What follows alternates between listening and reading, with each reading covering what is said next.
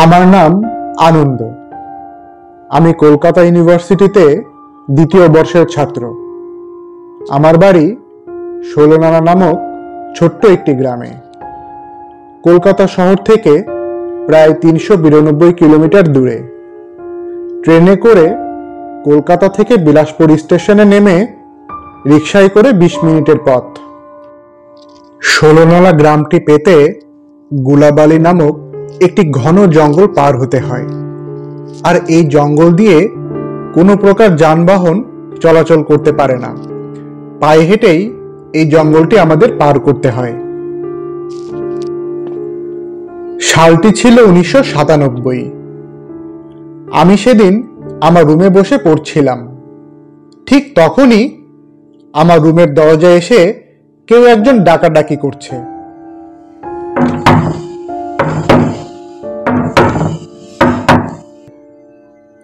আমি উঠে গিয়ে দরজাটি খুলে দিলাম।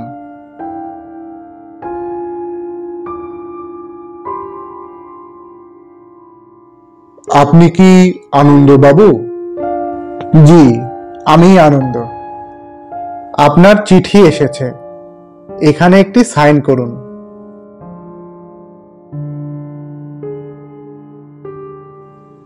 আমি চিঠিটা নিয়ে রুমের ভেতরে আসলাম। চিঠিটা আমার বাড়ি থেকে এসেছে।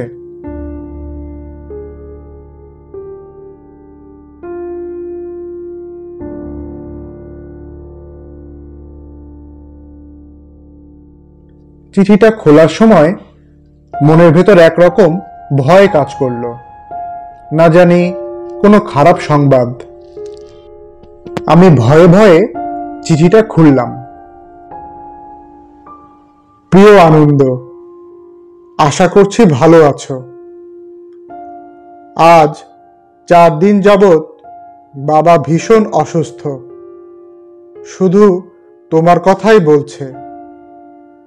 নিজের বাঁচার শেষ ইচ্ছাটুকুও ছেড়ে দিয়েছে। কষ্ট পেও না, আমাদেরকেও এই পৃথিবী ছেড়ে কোনো না কোনো দিন যেতেই হবে। যদি বাবাকে শেষ দেখা দেখতে চাও তাহলে আজই বাড়ির পথে রওনা করো। ইতি, তোমার বড় ভাই। চিঠিটা পড়ার পর আমার মনের মধ্যে যেন ঝড় বয়ে গেল। আমি আর দেরি না করে আমার ব্যাগটি গুছিয়ে বাড়ি যাবার প্রস্তুতি নিচ্ছিলাম। তখন ঘড়িতে ১১টা ৪০ মিনিট। বিলাসপুরে ট্রেন কলকাতা থেকে দুপুর ২টায় ছাড়বে।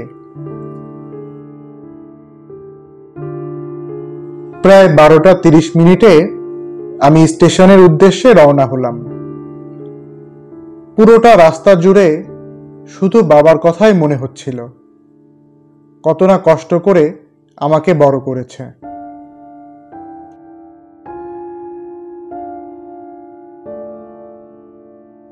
এসব ভাবতে ভাবতে একসময় স্টেশনে চলে এলাম।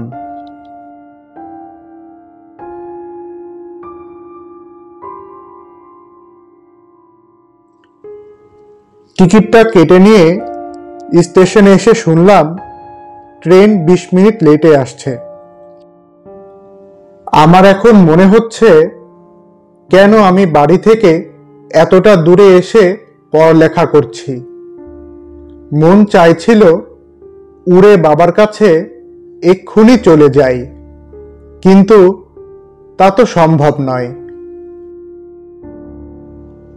স্টেশনে অপেক্ষা করার পর ট্রেনটি এলো।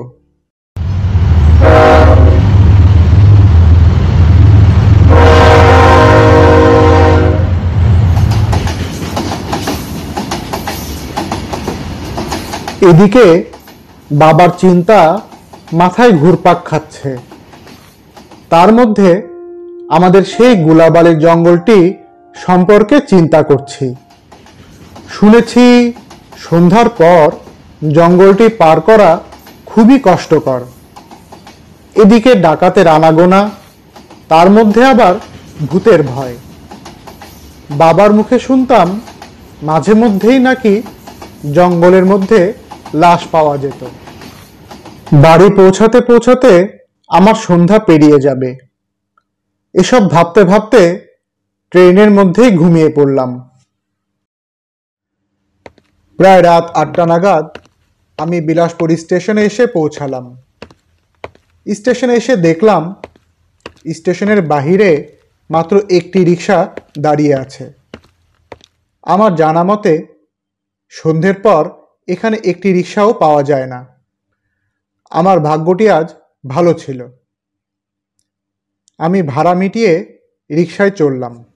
বাবু, এত রাতে কোথা থেকে এসেছেন? কলকাতা থেকে এসেছি।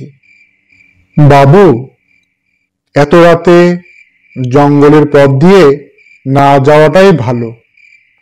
আজ রাতটা না হয় আপনি আমার বাড়িতেই কাটিয়ে দিন। কোনো উপায় নেই, আমাকে যেতেই হবে। আমার বাবা অনেক অসুস্থ। তাহলে কি আর করা বাবু, তবে জঙ্গলটি সাবধানে পার হবেন, কখনো পেছনে তাকাবেন না।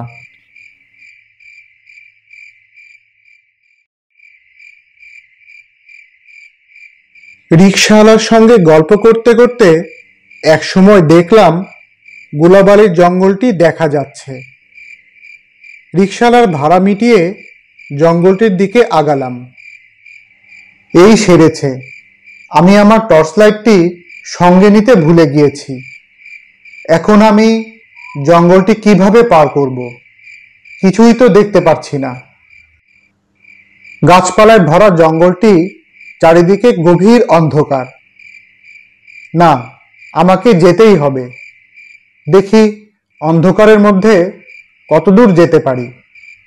সামনে আগালে কোনো না কোনো আলোর সন্ধান অবশ্যই মিলবে।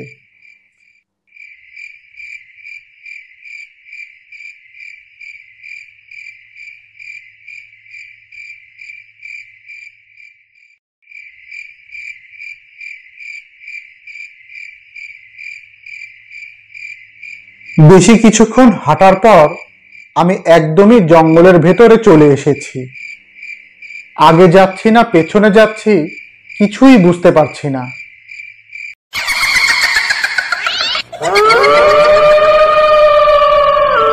ঠিক সেই মুহূর্তে লক্ষ্য করলাম হারিকেন জ্বালিয়ে কেউ একজন আমার দিকে এগিয়ে আসছে।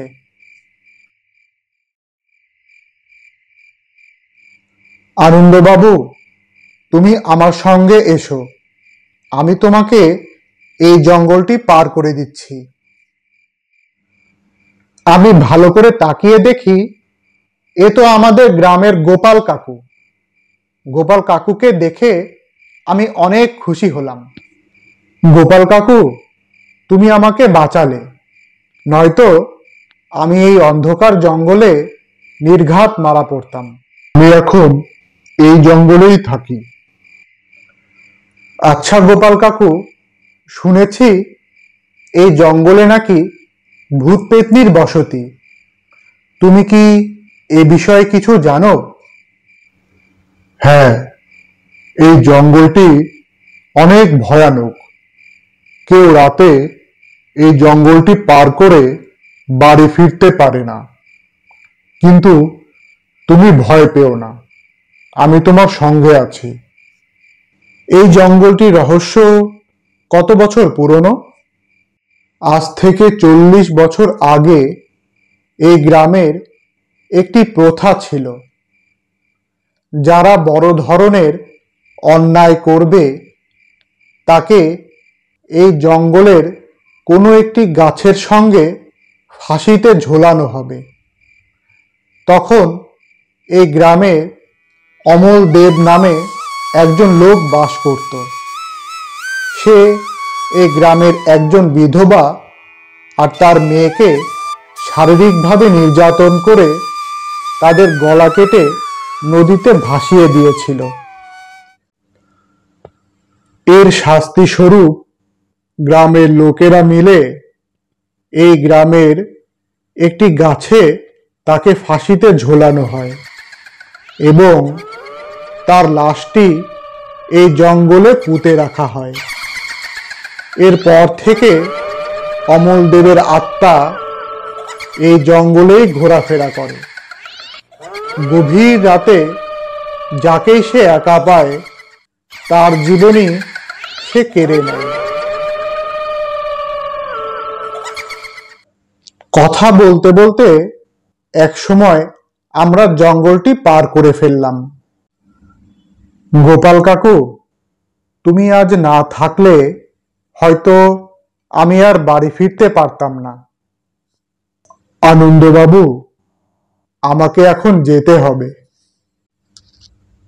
গোপাল কাকুকে আমি বিদায় জানিয়ে আমার বাড়ির পথে রওনা হলাম। প্রায় রাত 10টা নাগাদ আমার বাড়ি এসে পৌঁছালাম। বাবা, আজ যদি গোপাল কাকু না থাকতো তাহলে হয়তো আমি কখনোই বাড়ি আসতে পারতাম না। কোন গোপাল কাকু? ওই যে তেঁতুলতলায় চায়ের দোকান ছিল। তুমি এসব কি বলছো বাবা? তোমার গোপাল কাকু তো আজ থেকে 4 দিন আগেই মারা গিয়েছে। সকালবেলা জঙ্গলে তার লাশটি পাওয়া গিয়েছে। এই কথাটি শুনে আমি নিজের চোখ আর কানকে কিছুতেই বিশ্বাস করতে পারছি না। আজকের এই ঘটনাটি আমার কাছে চির রহস্যই থেকে গেল।